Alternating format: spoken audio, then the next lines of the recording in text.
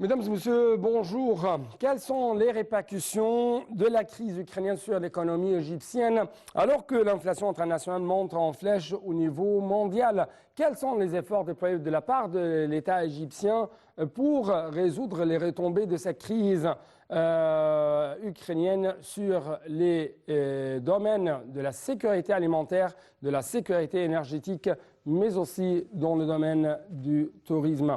Encore une fois, bonjour, vous êtes toujours le bienvenu dans cette édition de votre émission hebdomadaire Indice, votre regard sur le monde de l'économie égyptienne. Justement, durant les derniers jours, il y avait bien sûr des efforts déployés de la part de l'Égypte afin, par exemple, de préserver la sécurité alimentaire de l'Égypte. À cet égard, on trouve que M. Abdel Fattah el-Sisi a ordonné de maintenir le stock stratégique des principaux produits alimentaires. L'État prend en livraison de 5,5 millions de tonnes de blé local. Autre chose, la réforme économique assure un stock stratégique d'aliments et de tous les articles selon des déclarations officielle. En même temps, on trouve que le ministre du Tourisme examine les répercussions de la crise russo-ukrainienne. Toujours dans de telles conditions, on trouve que l'État égyptien essaye d'améliorer et d'étendre même le niveau de la superficie agricole ici en Égypte. Donc, tous ces détails vont être bien sûr proposés aujourd'hui à travers la discussion qu'on va avoir à travers les lignes de l'Antenne internationale avec l'un des experts économiques docteurs, M. Mohamed Abdellah, un expert économique mais aussi politique. M. Mohamed Abdellah, vous êtes toujours le bienvenu sur l'Antenne internationale. M. Mohamed Abdellah. M. Mohamed Abdellah, toujours, nous sommes ravis de vous retrouver à travers la ligne internationale. Est-ce que vous m'entendez bien? Monsieur Mohamed Abdellah, est-ce que vous m'entendez bien? Donc, on va améliorer le niveau de volume. Monsieur Mohamed Abdellah, bonjour. Bonjour. Oui, bonjour. Merci beaucoup pour nous retrouver à travers la ligne de l'INTV internationale. Et ma première question porte sur votre vision en ce qui concerne les répercussions de la crise ukrainienne sur l'économie égyptienne. Ben, écoutez, les répercussions sont sur l'économie internationale en général, bien sûr. Mais l'Égypte fait partie de la communauté internationale. Donc, l'augmentation en flèche du prix du pétrole qui a presque environ les 100 $ actuellement, bien sûr, a ses répercussions inflationnistes à l'intérieur de plusieurs produits qui utilisent le pétrole, enfin dans la fabrication de plusieurs, et sur le fret, le coût du transport, d'une part. Deuxièmement, l'Ukraine et la Russie sont les plus grands exportateurs du blé. Ouais. Et l'Égypte est un des pays les plus grands importateurs, un pays très importateur de blé. Donc, incontestablement, ça fait répercussion sur le prix, ça aura une répercussion sur le prix du blé importé. Troisièmement, bon, en ce qui concerne l'Égypte, notamment en hiver, une grande partie des touristes de la zone de la mer Rouge venaient d'Ukraine et de la Russie. Ouais. Mais je crois que, en ce qui concerne le blé, nous sommes en sécurité. Le gouvernement égyptien a prévu de garder toujours, en fait, un stock assez important. Et je crois qu'on a des réserves de blé qui peuvent nous couvrir pour les 6 mois à venir. Je ne crois pas que la crise va durer aussi longtemps, enfin on l'espère. Donc, mais le côté inflation va se refléter incontestablement sur les prix à l'intérieur. Oui. Donc c'est ça, votre vision générale en ce qui concerne les différentes retombées de cette crise ukrainienne sur le monde égyptien. Donc, mais permettez-moi de prendre ça point par point en détail. Justement, on trouve que The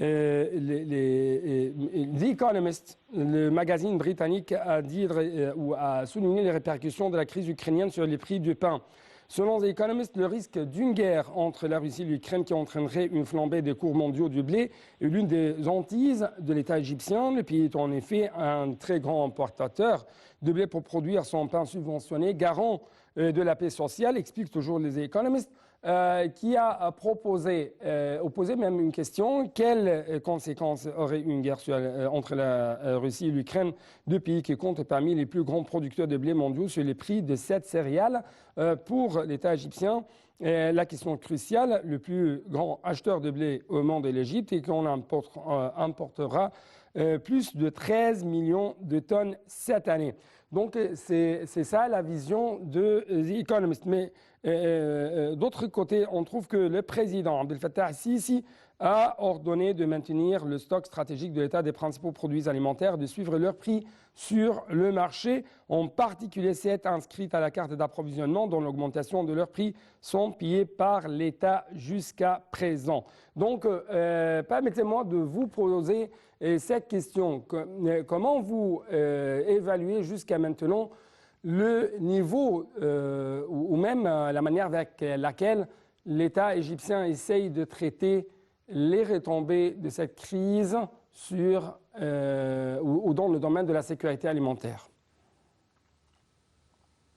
On a pris les mesures nécessaires et l'État égyptien est conscient de l'importance de cette crise et incontestablement, nous sommes prêts à faire face à cela avec la moindre répercussion sur la vie quotidienne de l'Égyptien moyen. C'est-à-dire que, l'État sera obligé de supporter, en fait, de prendre en charge une grande partie, ou peut-être la totale partie, de cette augmentation de prix, ce qui va coûter énormément au budget de l'État, mais le président Sisi est très conscient il avait prévu le résultat de cette crise avant que ça éclate en guerre ouverte, et a pris des mesures, a donné des directives de prendre des mesures nécessaires concernant le stock du blé, etc. Oui. Interrogé récemment au sujet de la crise russo-ukrainienne et ses retombées sur l'économie égyptienne, la ministre du plan ou de planification, Dr Hala Saïd, a fait savoir que le président avait auparavant donné des directives au début de l'épidémie de Covid-19 d'assurer un stock stratégique d'aliments et de tous les articles. Selon elle, nous disposons d'un stock de matières de base, ce qui est l'un des avantages de la réforme économique, sans quoi nous n'aurions pas cette réserve stratégique, de même que nous ne comptons pas sur un ou deux États dans l'importation de nos produits essentiels et de la nourriture, a-t-elle renchéri, soulignant que le gouvernement travaillait à étendre la superficie agricole au dessalement de l'eau des mers. Donc, dans cette petite déclaration, on trouve qu'il y a plusieurs éléments à discuter. Premièrement, par exemple, comment vous avez vu l'avantage donné par les réformes économiques à l'État égyptien et au peuple égyptien en ce qui concerne la sécurité alimentaire? Bien sûr, le fait que notre réserve aujourd'hui de devises rares est assez importante. Il y a plusieurs mesures qui ont été prises dans divers domaines. Je suis tout à fait d'accord avec l'exposé qu'a fait Hala Saïd. Ouais. Et je crois que c'est réaliste, c'est pragmatique et c'est pratique. Oui. Ouais. Deuxième élément à discuter ou à même analyser, c'est le fait que l'État égyptien a essayé de diversifier ses sources d'importation, notamment en ce qui concerne les denrées et les marchandises stratégiques. Donc, votre commentaire? Bon, si vous voulez, c'est vraiment une décidité d'avoir prévu cela et d'avoir pris les précautions nécessaires. Oui, oui. Troisième élément, c'est l'État égyptien qui essaie toujours, durant les dernières années, à étendre la superficie agricole. Exactement. Et ça, c'est un facteur très important. Si vous voulez, je crois que maintenant, ce sera un objectif primordial. Ça a commencé déjà, mais je crois qu'il y aura une accélération à avoir une production locale de blé qui couvre un peu, si vous voulez, ou qui couvre enfin une bonne partie de ce problème d'importation de blé. Donc, il faut que cette importation de blé diminue. Et cela n'aura pas lieu avec la croissance démographique, donc cela n'aura pas lieu qu'avec l'augmentation de la surface agricole qui produira ce blé. En même temps, le quatrième élément à discuter dans cette déclaration faite par Dr Hala Saïd, c'est la crise de l'eau dont souffrent actuellement la crise de l'eau qui frappe l'Égypte. C'est bien sûr, à cause de ça, on trouve que l'État égyptien se dirige ou s'oriente de plus en plus vers d'autres solutions, comme par exemple le dessalement de l'eau des mers. Et autre chose pour limiter la perte de l'eau, c'est les projets qui visent, par exemple, au revêtement des rivières et ainsi de suite. Donc, votre remarque en ce qui concerne ces efforts déployés de la part de l'État égyptien? Non, bien sûr. C'est dans le cadre d'une réforme globale de l'utilisation et des sources de l'eau. Si vous voulez, il y a un recycling également de l'eau, c'est-à-dire la réutilisation de l'eau qui a été utilisée après avoir passé par certaines mesures hygiéniques nécessaires, bien sûr, et, si vous voulez, le dessalement de l'eau de mer, qui est très important. Bon, ça coûte très cher, mais c'est important, c'est essentiel. Et le système d'irrigation, aussi, le changement du système d'irrigation. Oui. Ouais. J'aimerais toujours jeter la lumière sur les dernières déclarations faites par des responsables égyptiens. Cette fois-ci, on trouve que le ministre de l'Approvisionnement, du Commerce intérieur, le Dr Ali Moussalih, a déclaré que le gouvernement devrait prendre livraison de 5,5 millions de tonnes de blé local pendant la saison qui débutera à la mi-avril. Il a même indiqué que la superficie des terres cultivées au cours de l'année en cours est de 3,6 millions de fédans qui produisent de 9 à 10 millions de tonnes de blé. Il a indiqué que l'année en cours avait connu une augmentation des zones cultivées dans la région de Toshka d'environ 250 000 fédans et qu'elle devrait s'élever au cours de l'année prochaine à 500 000 fédans et à 1 million de fédans en 2025, ce qui permettra d'économiser environ 1 milliard de dollars des frais d'importation de blé.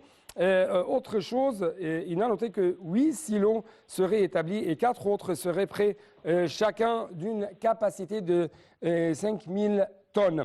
À cet égard, permettez-moi de vous poser 2 questions. Premièrement, comment vous avez vu l'État égyptien qui a essayé de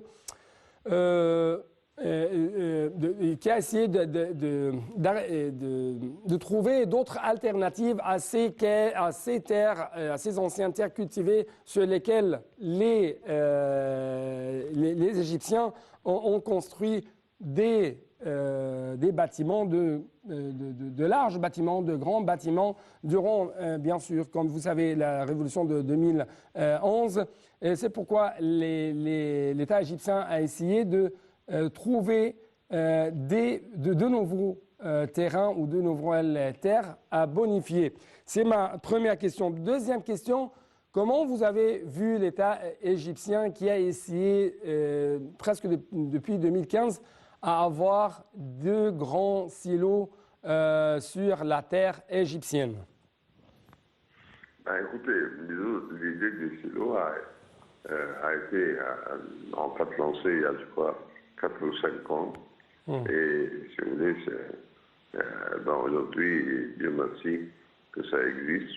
On avait, enfin, il y avait déjà une initiative, une vision du futur sans avoir prévu une guerre. Mais, bon, c'est déjà là et c'est déjà quelque chose qui a été réalisé, à laquelle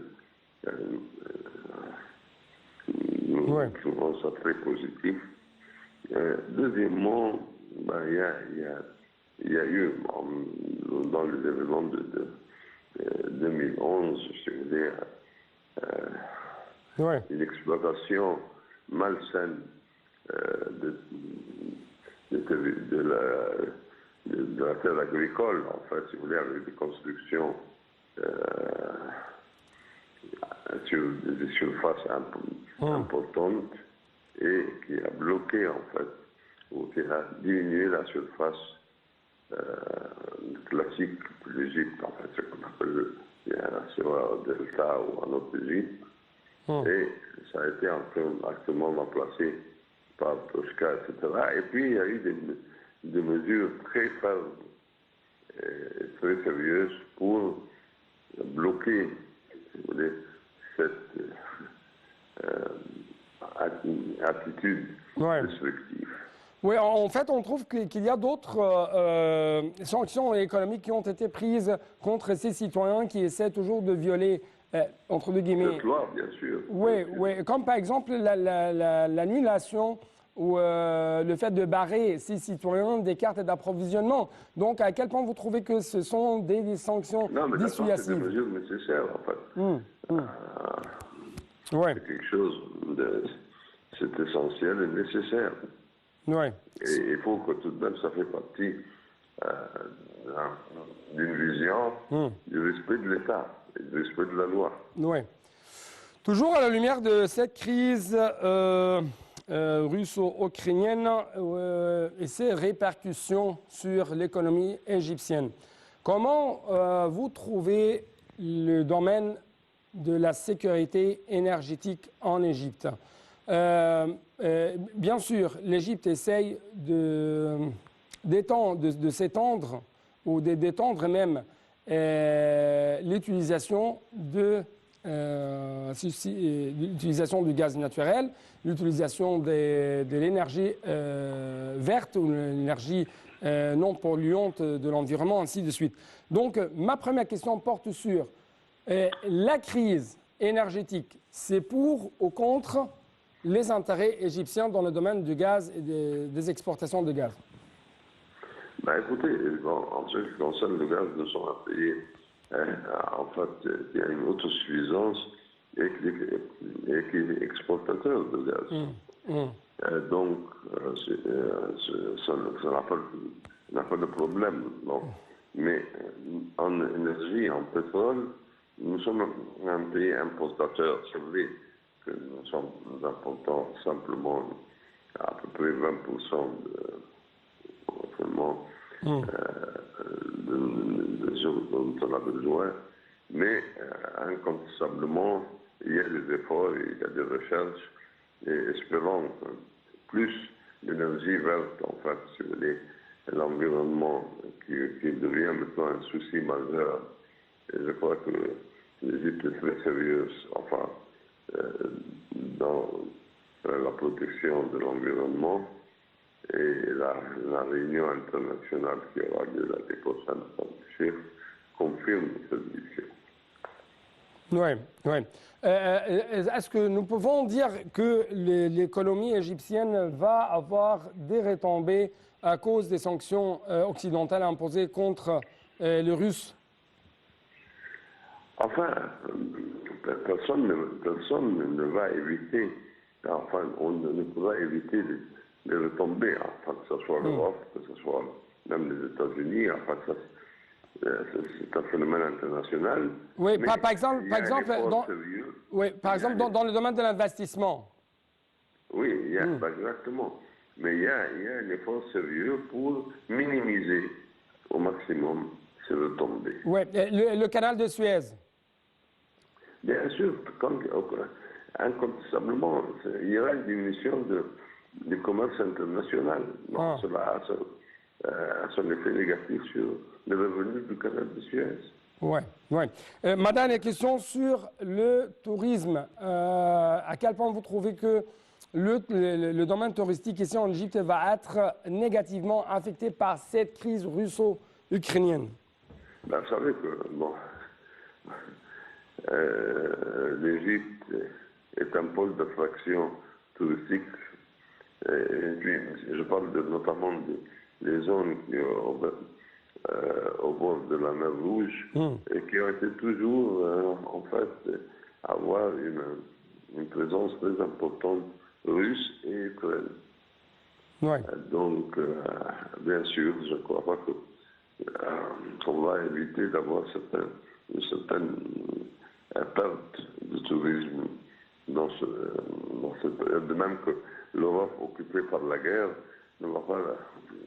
aura ses conséquences économiques qui vont se refléter sur le déplacement touristique de la part des citoyens. Oui. Monsieur Mohamed Abdellah, merci beaucoup pour cette intervention téléphonique. Merci beaucoup. Et espérons que cette crise ne dure pas longtemps. On espère bien sûr que cette crise ne dure pas longtemps, comme vous venez de dire, et même nous espérons toujours avoir la paix au niveau mondial, non seulement au niveau régional, parce que les images qui sont venues ou parvenues même des territoires ukrainiens du point de vue humain, c'est tout à fait sévère. En fait, nous devons toujours souhaiter à tout le monde la paix et la sécurité parce que ce sont les axes principaux pour arriver à avoir une économie mondiale fructueuse et prometteuse pour tout le monde. Merci beaucoup pour votre attention et à la prochaine.